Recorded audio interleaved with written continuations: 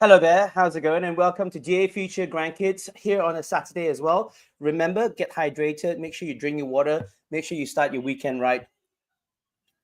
I'm just making an excuse because I just needed a sip of water, but thank you all for watching. Of course, you know we're live on YouTube and Facebook as well. I hope you guys are having a fantastic Saturday, and it's going to be an amazing show. So I'm not going to waste any more time because we're going to get right into it today and introduce our guests because it's not every day that we have a Guinness World Record holder on the show. Yes, our guest can tell her future grandkids that she holds a Guinness World Record for performing 24 hours of continuous burlesque. Yes, you heard that right. And we're seeing a theme here of epic endeavor, or some may say insanity, because she also performed in an epic musical, The Shuffle Show, at the Edinburgh Fringe Festival, which consisted of 1,000 songs in 1 hour. How is that possible? Well, she's an Australian-born comedian who's on the road non-stop. Her Story Party comedy tour saw her perform over 700 shows in 65 countries. She has over, wait for this, 40 million views on YouTube and has been the face of 2 global Swatch campaigns.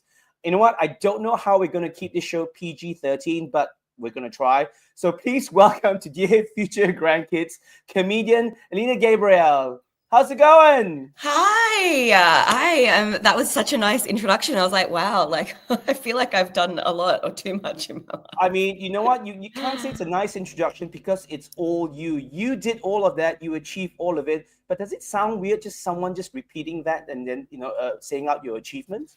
Yeah, it does, especially like when you have like a biography or when you have to send in a biography for something and you sort of like write things down and you're like, oh, that does kind of sound like it sounds almost fake. I sometimes feel like people be like, oh yeah, sure, that really, like you really did that. But I think as a performer or as someone who's kind of a freelancer, you're always thinking about the next thing. You're never really thinking about like the past, which is frustrating. I think we need to, sort of take a moment to kind of reflect back. And I think when I read my bio, I go, oh yeah, I've done some pretty cool stuff in my life. So yeah, thank you for reminding me today, this Saturday morning. Thank you for coming on the show, and it's fantastic to have you here. And of course, we know that you travel all around the world for all your shows as well. So as most people know who watch the show knows that I'm based in Singapore, but like, that game that we used to have as TV show now, because Where in the World is Carmen Sandiego? Where in the world are you right now? I am in Prague in Czechia. It's not Czech Republic anymore, Czechia. So I just did a show here. I did shows over the weekend, so Friday, Saturday. And I'm heading back to Berlin after we finish recording. So yeah, it's fantastic. Here in Prague. Thank you so much for coming on the show. But first things first, we need to mention this because we said that in your bio earlier. How does one get a Guinness World Record, and how does this opportunity come about? Do you just go, you know what, I'm just going to give this a crack, get this on my CV, or what record needs to be broken? How did it come about? So yeah, good question. I think I didn't really realize like Guinness Book of Records. I think maybe now in this generation is probably not a big thing, but for me as a millennial growing up, it was always like, they had the book every year. It was like, ooh, they had the TV show, and I was backstage one night. I used to host a lot of burlesque shows back before I started doing a lot more like stand-up comedy, and I was talking one night, and as you do backstage after a show, you're always like throwing ideas around, and someone said, oh, wouldn't it be cool to do a long burlesque show for like 24 hours, like, or 12 hours, I think. And then I was like, why don't we do a Guinness World Record for like the longest burlesque performance? And normally normal people would leave it at that, but I was like, no, this is a great idea. So then I went home and was like looking up on, and you can actually, if you have an idea of like you want to break a record, you can just go on the website and you can basically submit it. And so that's what we did. I said, okay, let's do it. I organized with another performer. We got a venue. I had to find something that was going to be open 24 hours, and then had 97 performers, I believe, from all over across Australia. And it was just like a relay, like one would finish, the next one would come. And it was a wild 24 hours, but an amazing experience and achievement. Fantastic. I mean, it's definitely a story that you can carry with you for the rest of your life, and obviously you can pass down to generations as well. Because whenever you're in doubt or you're in the jam whatsoever, you can just throw that out. Oh, guess what? ever heard of Guinness Book of World Records? I am a record holder. What have you Yeah, done? I don't really bring it out that much, but I feel like I probably need to. I used to put it on a dating profile because I thought that people would be like, "Ooh, what's like Yeah. that?" What record? Mm. Yeah, exactly. And but I think I sort of forgot about it and just kept kept going with life. Okay, so now we've got that sorted. We know how that Guinness World Record came about. Now it's time to kick off the show with what we call some quick fire questions. Okay, so Yes. we're Okay. gonna take a dating sort of theme because since you're a bit of a dating expert, is that fair to say? Yes, Okay. yes. Well, I don't know. Maybe. Well, Who's a dating expert? it's too late now. It's coming to you, coming at you thick and fast. So now the Yes. best place to take a date. Ooh, I would have to say a Ooh. comedy show. I believe that a comedy show is the best place to learn a lot about someone that you're on a date with. Because if the comedian is making jokes about something that you don't find funny and they're laughing, you can be like, or it's also just a good fun date. You finish, you're laughing, hopefully, and yeah, it sort of breaks the ice, in my opinion. That is actually great. Just great advice. But Mm. let's just say if your date hackles, is that like a red flag or is that okay? I think it depends. I think if they're not being spoken to and they're like sort of not really adding to it, or it's a bit about them, then yeah, 100% you can tell that they're not a good That's it. date. No Yeah, second date. Got that. Got that. Okay, so that's the exactly. best place for a date. What's the worst place to take a date? Worst place to take a date. Gosh, I think like I just think like a really oh, I don't know. I'm thinking like a sports place or something that you like the person who likes something like I think or where you can't talk, somewhere very loud. So probably like a sports bar or something that's like that for me is like a really not a really a great date because you're not really able to communicate with someone very well. Right. And not really a great like date place in my opinion. Yeah, fair enough. Fair enough. So then what's a sort of a quirky place to go on a date? I definitely feel like just a quirky. Hmm.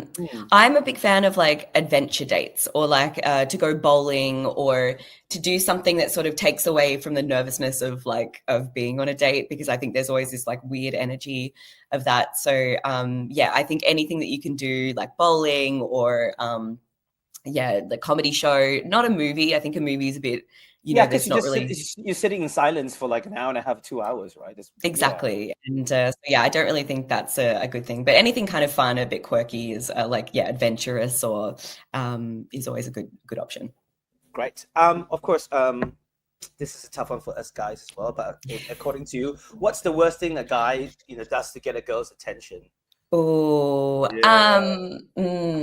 I think it's this peacocking idea, like which I think was quite big, like where it's like they'll wear something that's really like this, or they're trying to like, like puff them up, like like when you see the birds like dance in front of another female Yeah. bird, it's like that thing, like that to me, just like and you see it sometimes. I've seen it when, especially if there's a very attractive girl, and I see like the men start like, oh, how am I gonna, it's quite funny. So I think that stuff I find quite repulsive, really, to be honest. I don't know what you're talking about. Never ever seen that before. Never done that before. Yeah. Yeah, guilty. Nothing much to show, but yeah. But we're gonna flip it. What's the worst thing girls do to get a guy's attention? Oh, I feel like I have to be a bit careful with my words here, but I feel like I don't want to say like crazy, but I know I've done some kind of weird things in the past to get a guy's attention. Whether that's just like randomly showing up at some place that he might be, in these kind of things. Like I have done this before, or maybe posting something on Instagram that's like, if he said he liked something and it's like, oh, I'm just gonna like, post that I like this as well. Like I think those things for me is a little bit, and I've done it, so I'm totally guilty of it. But I think you shouldn't have to try so hard to be with someone in that way. Got it. Got it. And Yeah. then you talked about this before earlier, but like, how do you handle like awkward silences on the date? I mean, you did mention that if you're doing something, a fun activity like bowling, that helps with that. But let's just say on the normal date, everyone's trying, and as you say, there's that nervous energy, but then it just hits. Is this period of date where it's just quiet, like awkward? What do you do? I mean, even for a guy and a girl, like what's next? How do you handle this?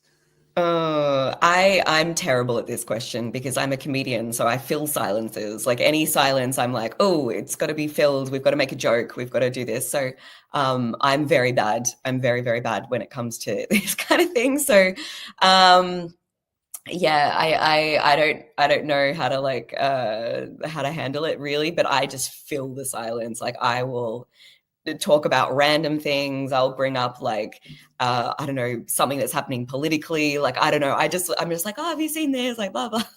And I'm not good at that one. So to everyone watching this right now as well, get, old school way, get your pens and papers out. Date a comedian. There will be no awkward silences. It will be filled. Don't you worry. It'll be filled. Just go for that one. Yeah, everything will be a joke. That'll be it. And in terms of a ratio, how important is empathy, kindness, communication skills versus a fantastic, good-looking person in a relationship? Yeah, I think it's sort of it's a tough one, and I think also it's a bit different between the sexes generally in sort of a straight relationship, a heterosexual relationship.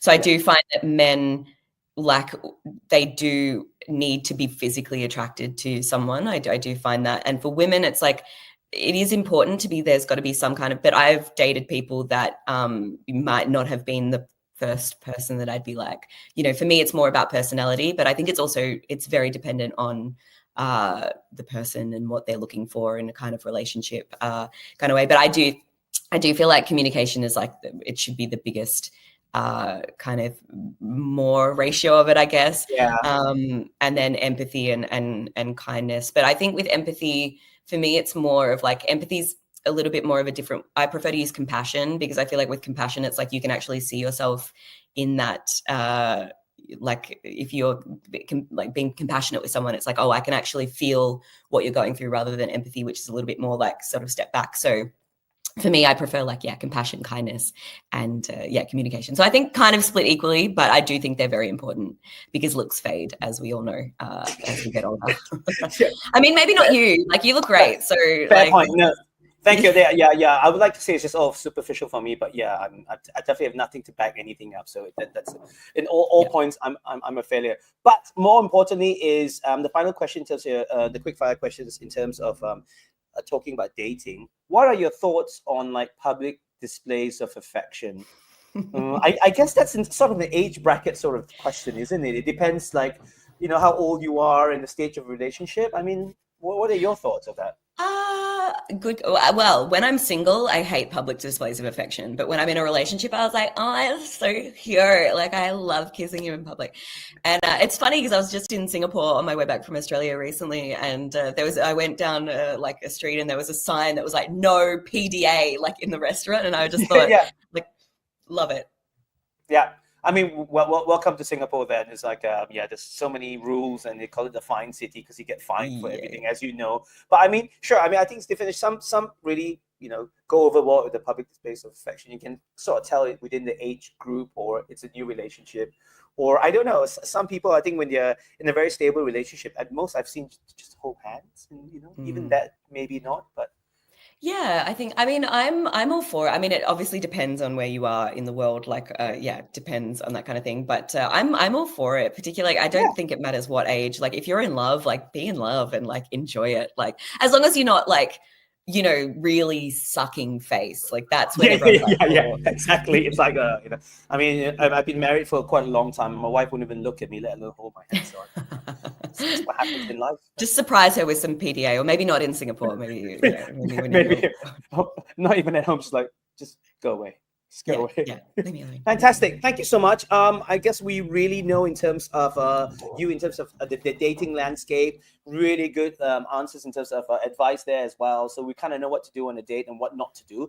But now here on Dear Future Grandkids, we want you to share with us in terms the 2 items that you have that perhaps at some point later on in your life that you would like to share, show, or give to your future grandkids.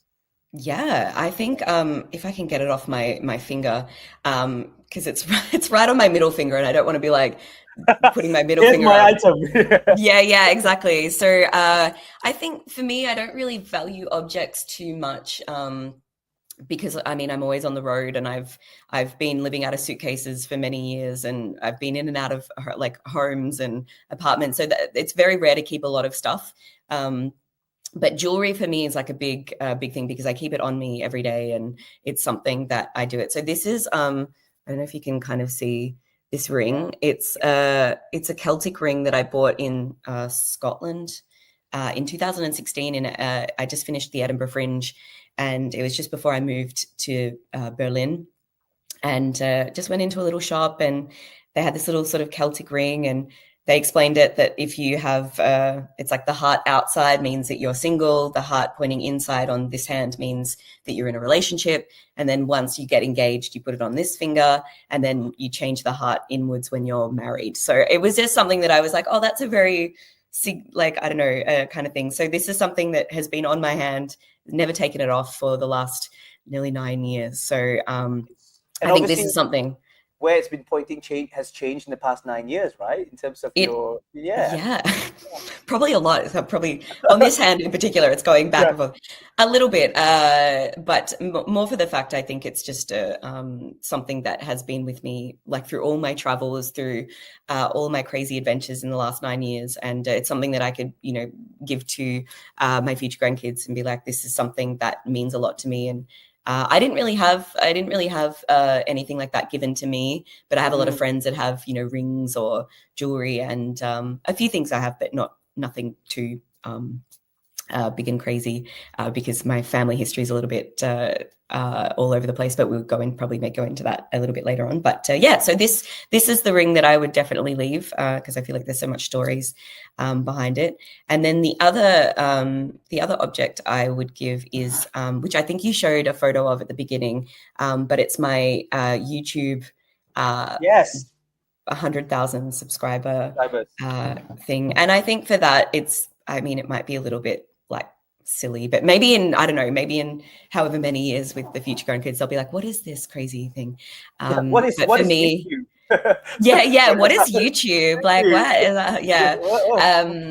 But I think for me, especially as a comedian, I think we rarely have moments that we can celebrate, because we're always sort of looking to the next thing, or it's not about, I don't know. It was the first physical thing that I had that kind of showed my success in some kind of way. Like obviously the Guinness World Record, but that felt more of a collaborative thing. Whereas this was like, oh, this is mine, and I've done this, and I've done this by myself with my own art. And I think it's just a symbol of having some kind of recognition in your career that you've worked so hard for, I guess. Amazing, and so much to be proud of as well. And of course, you travel so much. Where's that physical item now? Is it kept somewhere back home, or it is? It's kept in my house in Berlin. It sort of was in a box for a while, like while I was setting everything up. But yeah, it's in my house in Berlin, in my apartment, which I rarely am in anymore. Like I kind of come and go, unpack, repack, and then head off. But it's a nice reminder every time I see it that, okay, like I've had some success in my career, and it's nice to see when I come home.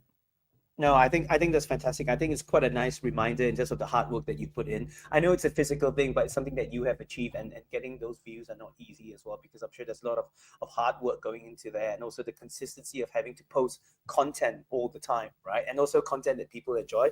So you should be very proud. And the next, we're going to move swiftly along as well, because we all know now that you travel so much. Obviously, you're in Prague, and we assume that you're in a hotel room. So this is where the part of the show on Dear Future Grandkids, because it was a COVID project, so we always do use Zoom with guests from all around the world, and we like to pry into people's lives because we have no shame, obviously. So we want to know, do you have like a corner of shame? I know it's in the hotel, but if it's your own home, we know it's a corner where any guest comes, and that's where everything gets put in a corner, just as long to make the house presentable. So do you have something like that now? I do. I was thinking about this because like it's something that I basically this is No, I think the producer got really excited trying to show that your YouTube trophy instead of a corner of shame. So it happens in Okay. the live show. Don't worry about it. Oh, So all we're good. gonna All go back. good. We're gonna go back to the corner of shame. Obviously, that was something definitely not shameful. Yes, Yeah. yes. No, not a corner of shame. So basically, it's always my bed. So I don't make my bed, which is something that, and I'm always embarrassed about it because when people come over, I never have made my bed. It's just something that, and yeah, I don't know. People always say to me, like, why don't you make your bed? Even people that I've dated, they're like, you've got to make the bed. And I was like, no, like, this is my little shame corner in my bed. And the reason for that is because my mum is quite like, not OCD, but she's very clean freak. And she used to tell us that if we made our bed, then all like the bugs and the mites and everything like that would like breed in there. So you have to keep it aired out basically. So then I just never made my bed growing up as a kid. So it's something that, yeah, when people come over, they see my messy bed and I'm like, well, that's it. That's my corner of shame. No matter where I go, if it's a hotel, home, my boyfriend's place, like anywhere else, it's It's we've done 62 episodes of the show, and I can tell you very safely that there's nothing shameful about your corner of shame. Actually, you're good. You're good, and I totally understand, especially in the hotel. Why make your own bed? But I guess I'm sort of the opposite of the spectrum to you. I'm more like your mom. I make my bed every morning. Not in a hotel. I just make my bed every morning, and then I tell my kids to make their bed as well. And not about the bed bug stuff. I don't know why. Maybe I'm a bit OCD. Just go like, it's like just make your bed in the morning. I don't know, but I need to step out of it. But yeah. Yeah, I think there's also like I've read a lot of books about like entrepreneurs and like, you know, they have their morning routine and it's always make your bed because you feel like you've achieved something that day. And I'm like, no, like it's still like that. Like I don't, yeah. Yeah. Well, I've been making my bed for many, many years. I haven't achieved anything, so that's not true. Do not listen to these entrepreneurs. And I know, but maybe I'm Yeah. Do the opposite. Like you don't make your bed, you're fine. The entrepreneurs probably hire someone to make their beds. That's the difference. Exactly. Yeah. I think that's the thing. So that's my kind of corner of shame, no matter like my house, when I go to my parents' place, anywhere. And I always sometimes if I'm staying at someone's house and I haven't made the bed, I kind of do feel a bit like, oh, but then I'm like, how do I explain that? Like I just don't make my bed. So it's that's the corner of shame. No, thank you so much for sharing with us your corner of shame. Just I made it. That's fantastic. But now we're gonna, pivot a little bit on the show and just for you to grab your phone if you have it with you. And this is the time where we want you to leave like a voice message for someone in your life, someone that has made an impact on you, or maybe someone you haven't spoken to for a while, or maybe that you wanted to say a few things to this person but never had a chance. And we're hoping maybe this show we can sort of push you towards that. So if you could just leave a voice message and we'd like to eavesdrop and maybe you can tell us who that person is, it'd be fantastic. Yeah, I think I was trying to think of like who I could send a message to, and I literally went back on my WhatsApp, like I went to my archive and I like scrolled all the way back to sort of see who I could message, and then basically, yeah, I came across a dear friend of mine who I haven't spoken to in many years, and yeah, I think she's married now with kids and all this kind of stuff. We used to perform together. So yeah, this is wow. Okay. Yeah. So I'm just going to leave a message. Is this what I do? Yeah. You just get your phone, leave a message. Just pretend we're not here, but obviously everyone's listening. So, yeah. Okay. Here we go.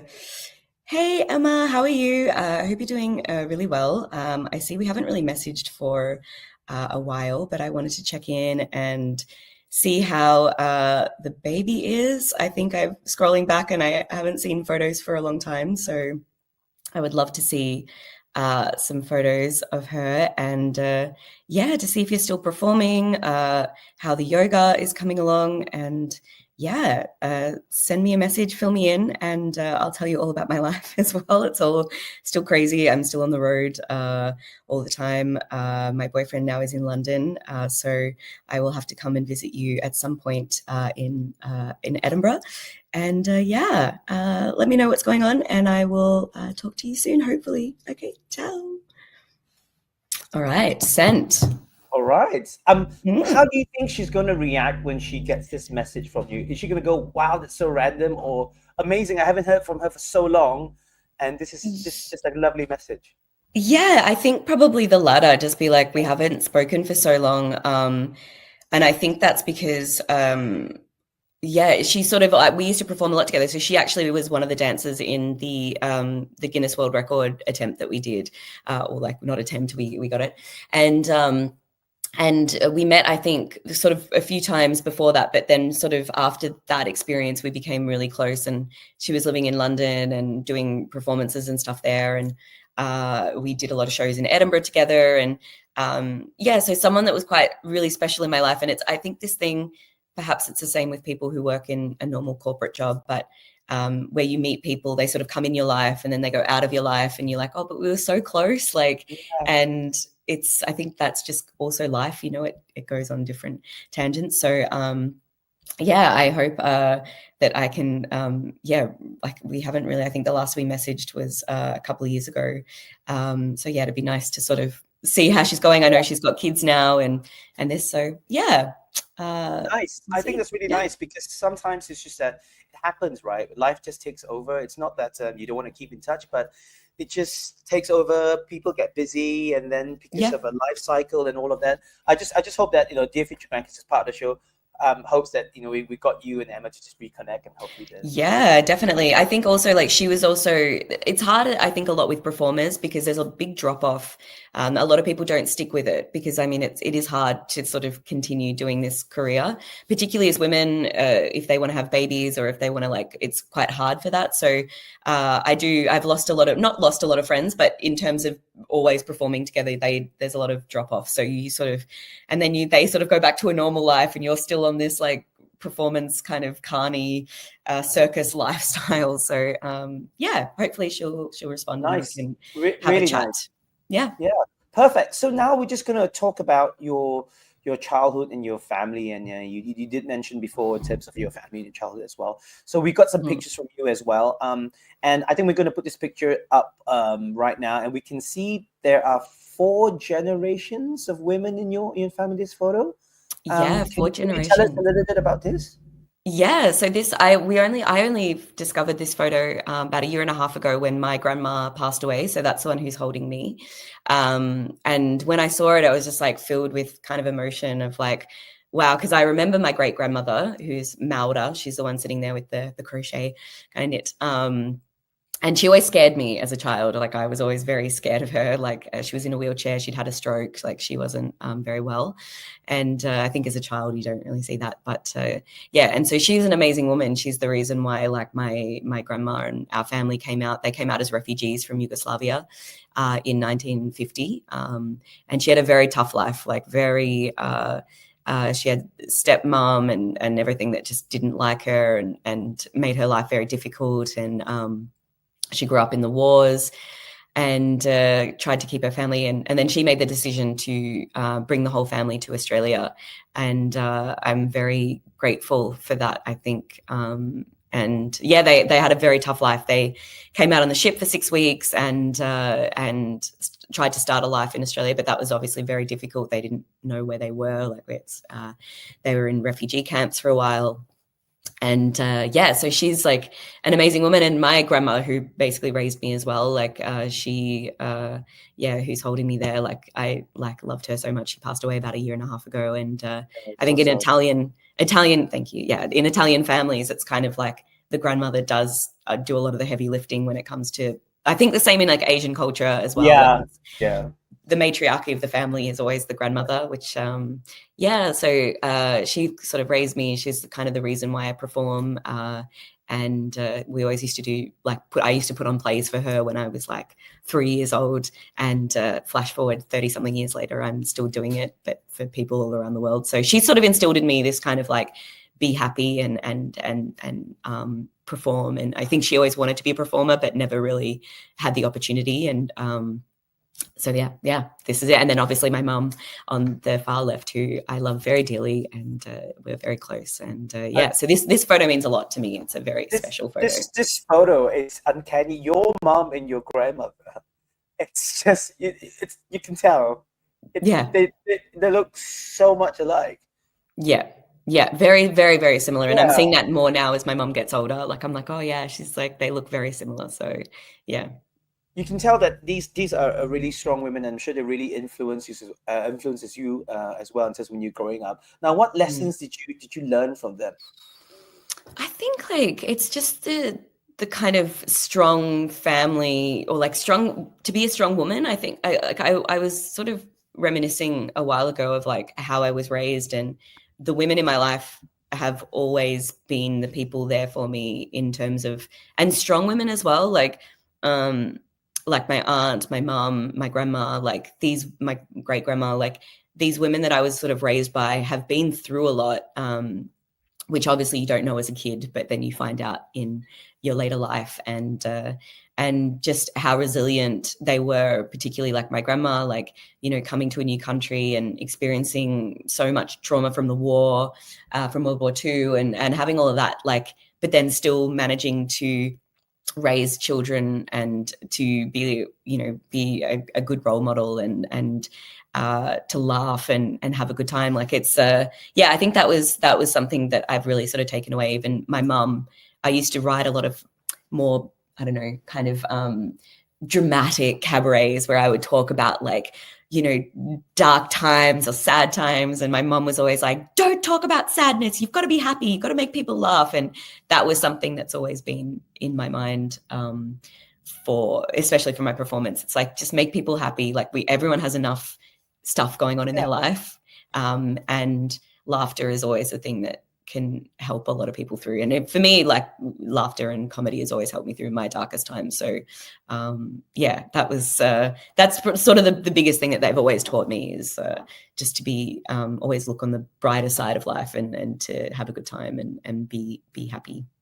Yeah, no, I think that's just fantastic advice as well, with such great role models growing up, because I mean, life can be tough, and everyone has got their hang-ups and difficult times, but it's not to say that you want to sweep it under the carpet, but of course, just maybe the lighter moments, and be happy and be thankful for what you have, actually, you know, allows your personality to shine through. I think that's really great, and obviously you've used that to your advantage, just by being yourself, and then, you know, being the stand-up comedian that obviously everything's observational, isn't it? And then that's all the magic that comes in. That's fantastic. But and we know that this show is all about legacy as well. Are you someone that thinks about the future a lot? Yeah, I think probably sometimes too much. Again, like I was saying, like as a comedian, you're always sort of looking, or like a performer or a freelancer, it's like, what's next, what's next, what's next? Yeah. And there's never that moment to stop and think back over what you have done in your life. So yeah, I think about the future a lot.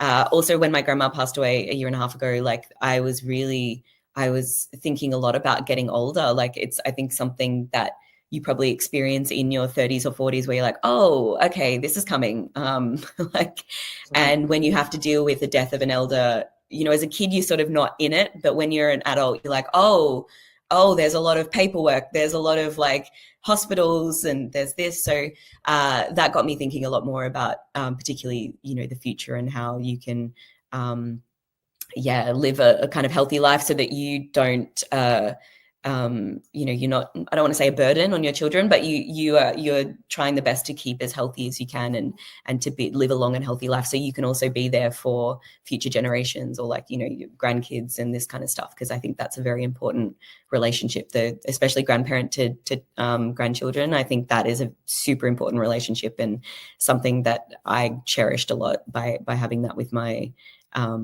grandparent. I only had most of my other three grandparents died when I was quite young, so I didn't really have that. So that's why my relationship with my grandma was so important to me, because it was they teach you a lot, like basically like elders and stuff. I went on a bit of a tangent, but we got back to, I do think about the future a lot in the end. No. Of course, I mean, because everyone I think goes through that, especially in terms of your life cycle as well. And for someone like you, where your job takes you anywhere and everywhere, right? Because that's work, and then also I totally understand in this sort of industry, and you're freelancing this in the sense that you go where your job goes, and you don't know where the next job is coming from, or the next gig or whatsoever. Obviously, you're very successful, but I guess that makes you think, doesn't it, in terms of the future and what's next? 100%, yeah.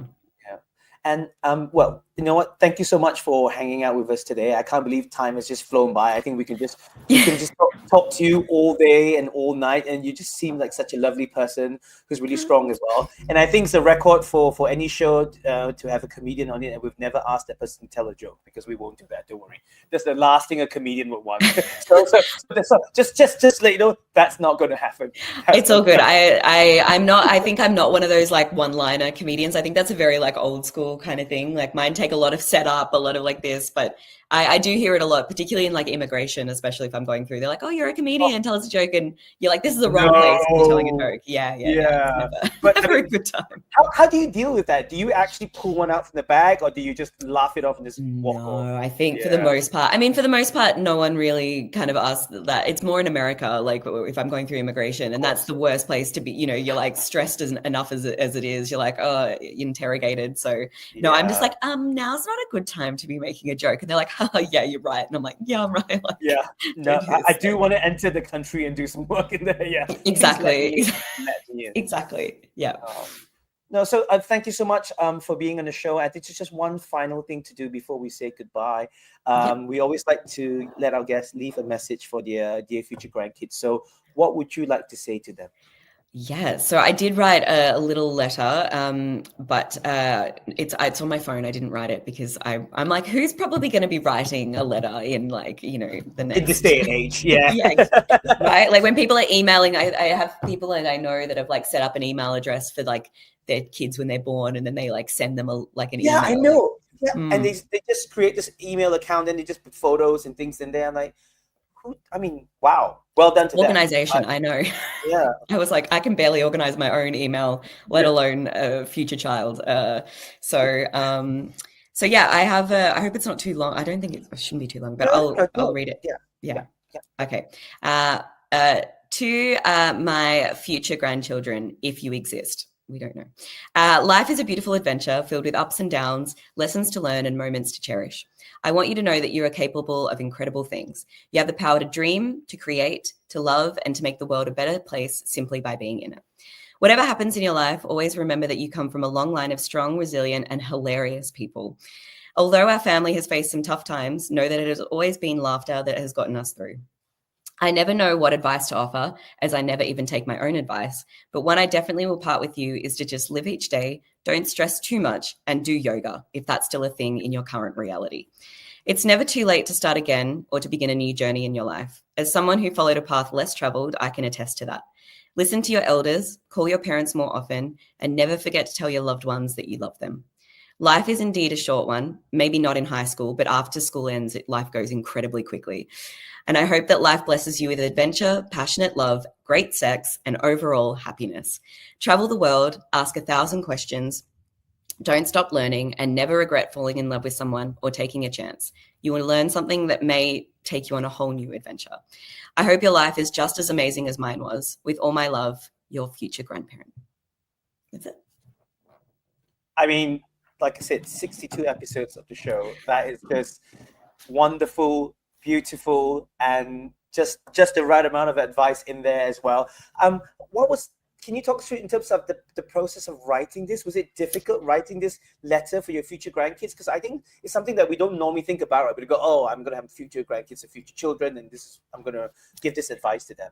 Yeah, exactly. It was very difficult actually. I sort of procrastinated on a lot because I mean, I don't have children. I don't know if I will have grandkids. So for me, it's like, it's one of those things where you sort of like, oh, is that like, I think when you don't have kids or you're not in that sort of, environment, you don't even think about like this kind of stuff. So, but I was kind of thinking more about what I would write and what I would leave, the legacy I would leave to like my niece and nephew if I don't have children, because I love them very much. And they're like, part of, I feel sometimes like I want to protect them and I want to like this. So yeah, it was very difficult. And I was trying to think like I went back and was like, what advice would I give myself? Like, back in the day, like, they always say if you met yourself as a kid or whatever, like, what would you tell yourself? And I think that those ones is like always kind of that. So that was very much on my mind, particularly of like, to just remind myself that like laughter is always a good thing. And to just not ever regret. I think like when you meet people or you date people, like